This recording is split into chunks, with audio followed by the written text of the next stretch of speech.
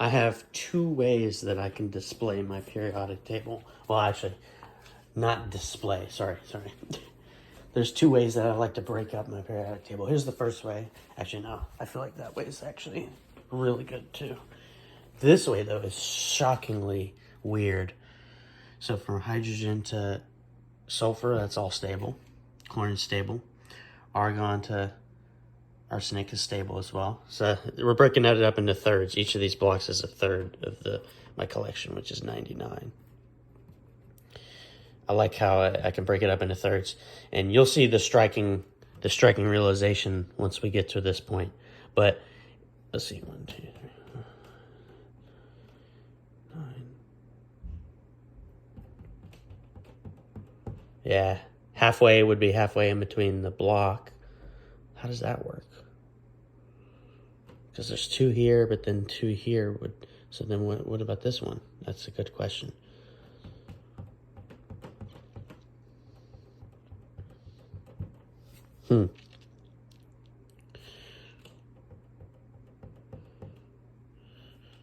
That is halfway. It's also halfway of the block. Oh yeah, -2, -2. Wait, -2. No, it starts at argon. I see, 3 and 3. Yeah, sorry, I was being retarded. But yeah, there's 16 here from hydrogen to sulfur, 16, then 1 in the middle.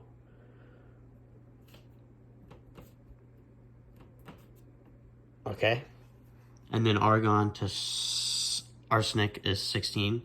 Selenium to indium is 16, and then 10's in the middle.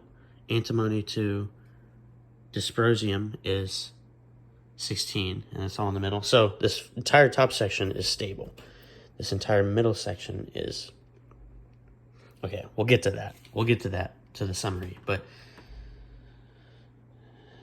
technetium here is radioactive in the first row, and the second row here, promethium is radioactive. And that's it. So just 2 in the middle, 0 up here, and exactly half. Okay, yeah, I'll get to it. Holmium to lead is all stable, and it's 16. And then bismuth is kind of on the middle, which makes sense because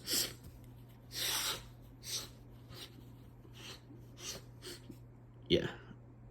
And then polonium to einsteinium here, which is what I got in my collection. This is all very radioactive. At the very bottom is radioactive, very top is all stable.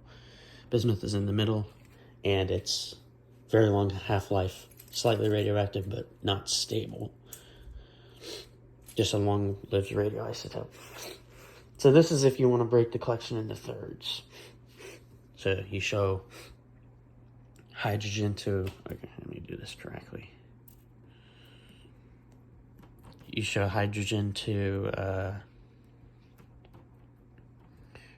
you show hydrogen to arsenic. That's the first third of the table of the collection.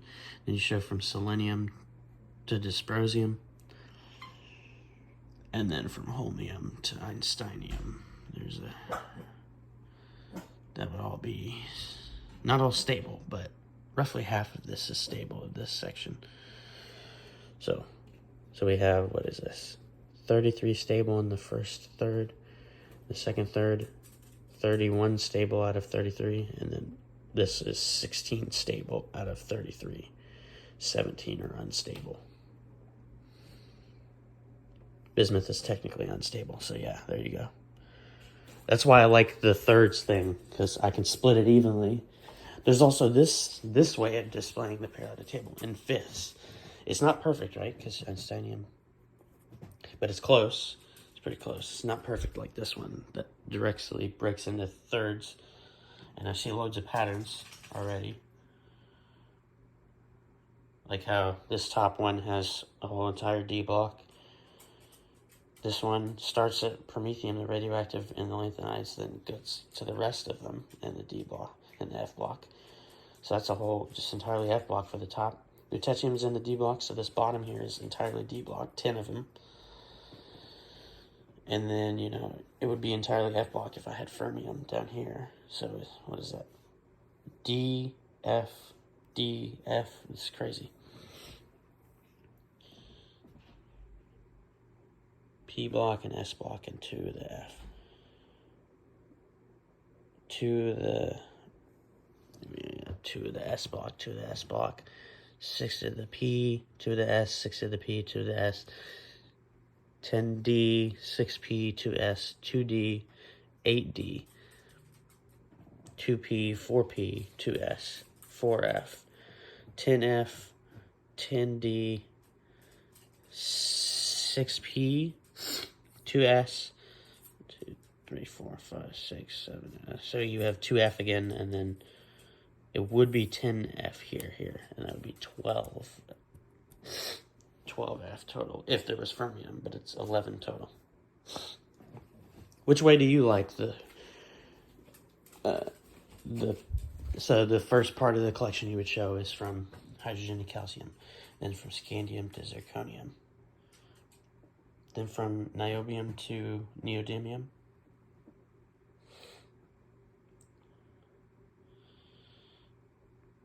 and then from promethium to mercury. You're basically concluding in this first 4, basically these first 4. Oh yeah, what I like about this table too, so another reason thing is to do this, all stable elements in this first third, 2 radioactive ones in this second third, so that means 31 stable, and then roughly half and half, it's for the last one. That's so great, actually, that it worked out that way. This top half 16 is stable, top bottom 16 unstable, and then bismuth are sort of in between, literally in between those 16. The way it all happens to work out, though, is quite a coincidence, you know. Like, well, this one wouldn't be possible if I had just one more element or one less. It wouldn't work out, so, because it'd be even.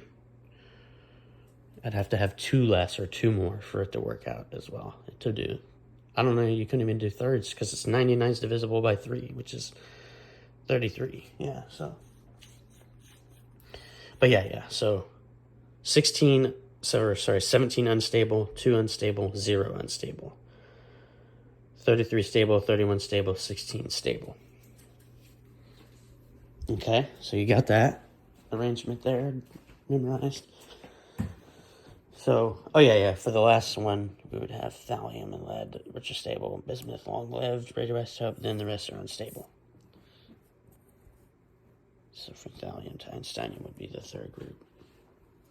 Or sorry, 5th group. But yeah, we have all stable elements in this first group, all stable elements in this group, one unstable element in this group, which you can see you just barely missed promethium here. But it's technetium up there, as you can see, technetium 43. One unstable in that group, one unstable in this group, promethium, the first one, to mercury, works out. And how many unstable in this group? So let's see. 11, 12, 13, 14, 15, 16, 17. 17 unstable in this group, just like that one. What a coincidence. Yeah, but it would have 2 stable, not 0 stable, or not 16 stable, or anything like that. But 2 stable, 17 unstable, 1 unstable, 1 unstable, and 0 and 0 unstable, radioactive. So those are all stable. I'd be like, oh, look at it. This first. Yeah. I feel like it's cooler if it depends how many. Like if I was to present this to somebody, I would probably present it in one of those formats. Maybe. No, I would probably do it in the in this format. Well, I'd be more like a nuclear kind of person than a chemistry kind of person. So the divisible thing makes sense too. But I'd have it more like this, by block. Is the way I would present it. But you could easily do it one of these ways too. Like it all just happens, just look at the patterns and see what works out the best. You could say, oh, the amount of elements I have is divisible by 3, so I could study 3 groups of equally with equal amounts of elements in each group, or if you want something with, first of all, that would be the first